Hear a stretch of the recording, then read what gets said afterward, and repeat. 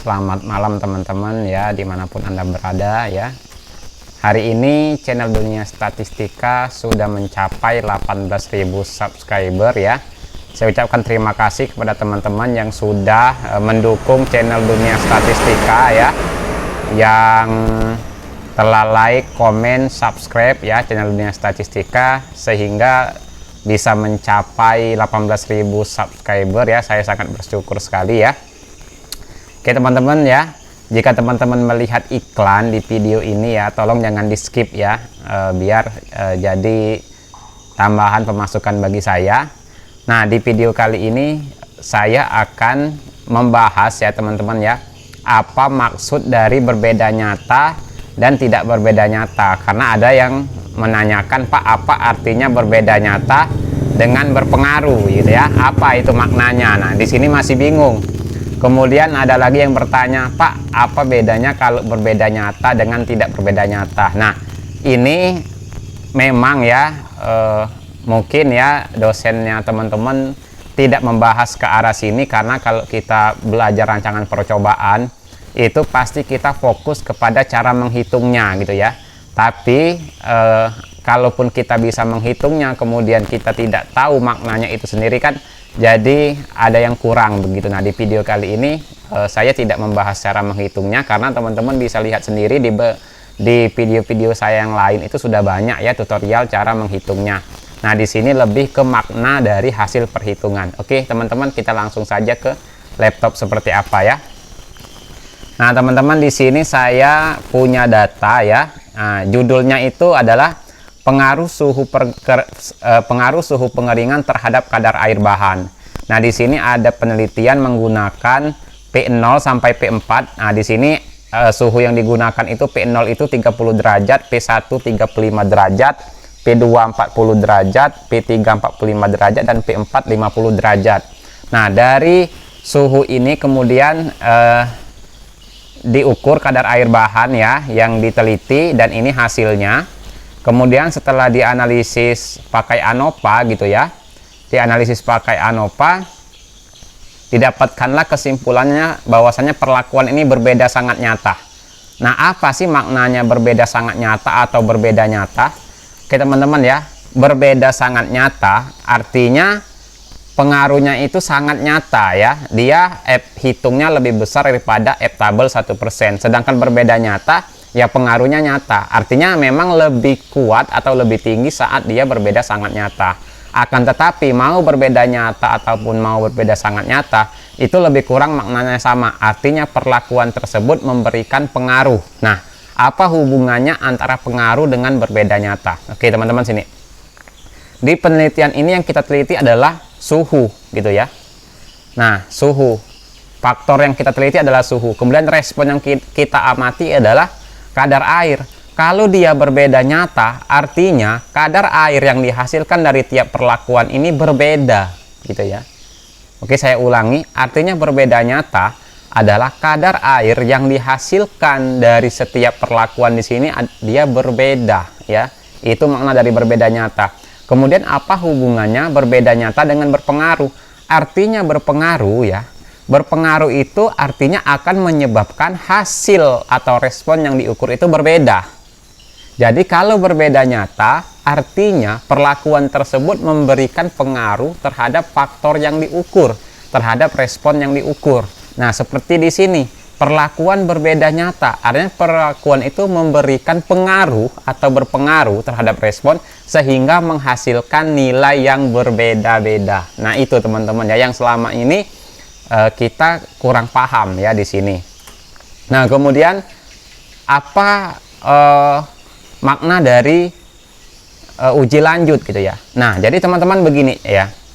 Jadi uji ANOVA itu adalah uji yang umum, uji utama atau gerbang utama. Jadi di uji ANOVA itu kesimpulannya itu umum. Umum artinya dia menarik kesimpulan bahwasanya perlakuan itu memberikan pengaruh terhadap respon, atau perlakuan itu menghasilkan nilai respon yang berbeda nyata atau berbeda-beda. Nah, di sini kita lihat, di sini ada 5 perlakuan, P0, P1, P2, P3, P4. Kesimpulan pertama yang kita dapatkan bahwasanya perlakuan tersebut berpengaruh sehingga rata-ratanya itu berbeda satu dengan yang lain. Nah, di sini kita tidak tahu ya, walaupun uji ANOVA menyatakan berbeda nyata, tapi kita tidak tahu atau belum tahu antara perlakuan mana dan mana saja yang dia berbeda ya. Nah, untuk itulah perlu dilakukan uji lanjut untuk mengetahui antara perlakuan P0 dengan berapa yang berbeda nyata atau P1 dengan P berapa yang berbeda nyata. Nah, maka dari itu perlu dilakukan uji lanjut ya. Kalau di SPSS itu namanya post hoc ya. Nah, di sini saya contohkan. Di sini kebetulan hasil dari uji Duncan dari contoh yang saya berikan ini adalah notasinya berbeda semua satu dengan yang lain. Artinya rata-rata kadar air dari tiap perlakuan ini dia berbeda satu dengan yang lainnya. Nah, kalau misalnya kita menentukan ya parameter kadar air ini, kita menentukan perlakuan terbaiknya yaitu adalah kadar air. Perlakuan terbaiknya yaitu nilai kadar air terendah. Berarti kan kadar air terendahnya adalah P1 dengan rata-rata 1360. Karena P1 ini berbeda nyata dengan yang lainnya, maka kita dapat menyimpulkan bahwasanya P1 inilah perlakuan terbaik.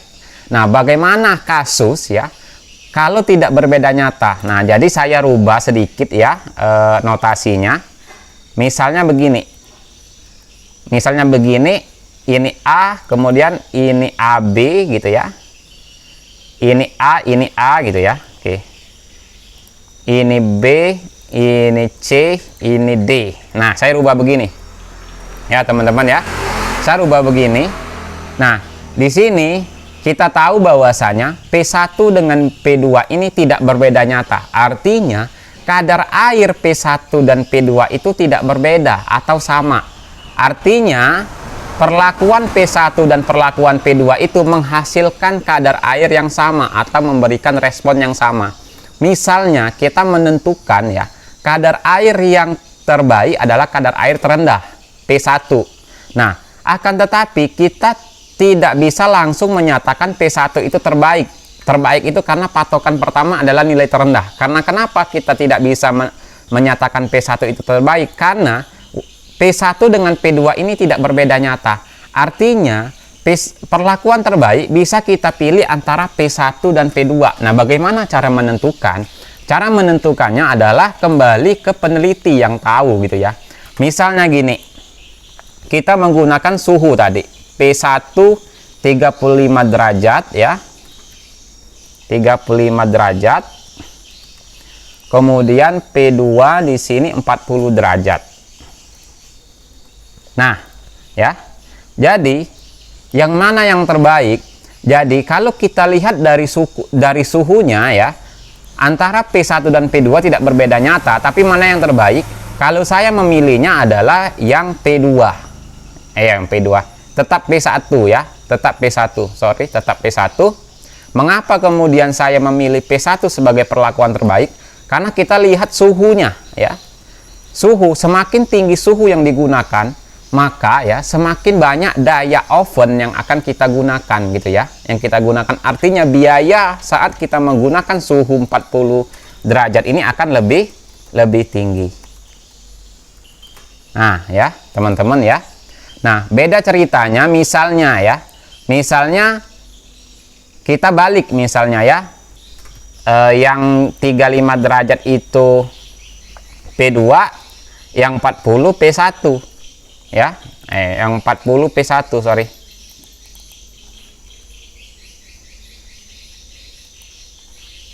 Nah, 40 P1 ya, kita balik. Nah, misalnya saja ya ini. Nah, otomatis ini perlakuan terbaiknya bukan P1 lagi ya, bukan P1 lagi. Bentar.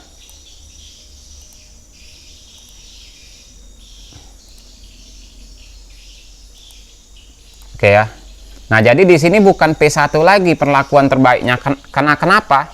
Karena ya di sini P1 walaupun dia lebih kecil, tetapi dia tidak berbeda nyata dengan P2, sehingga perlakuan terbaiknya P2, suhu 35. Karena seperti tadi, suhu 35 pasti membutuhkan daya yang lebih rendah, sehingga biaya pengeringannya itu lebih rendah. Nah ini teman-teman ya, yang banyak yang akhirnya komentar atau menanyakan di video di YouTube saya, apa Pak makna berbeda nyata? Berbeda nyata itu sama nggak Pak dengan berpengaruh? Nah ini ya, ini saya jawab di video kali ini. Oke teman-teman, terima kasih ya. Saya baru sempat kepikiran untuk membuat konten ini ya, dan ini memang hal yang menurut saya cukup penting, karena kita bisa mampu ya untuk menghitung angka-angkanya, mendapatkan app hitung, mendapatkan notasi, tapi kemudian kita tidak paham maksud dari apa yang kita hitung ya. Nah, menguraikan maksud dari apa yang kita hitung itu disebut dengan interpretasi data. Ini sangat penting ya, sangat penting, tapi ini kadang-kadang kita sepelekan. Oke, demikian, terima kasih, saya akhiri. Wabillahi taufiq wal hidayah. Wassalamualaikum warahmatullahi wabarakatuh.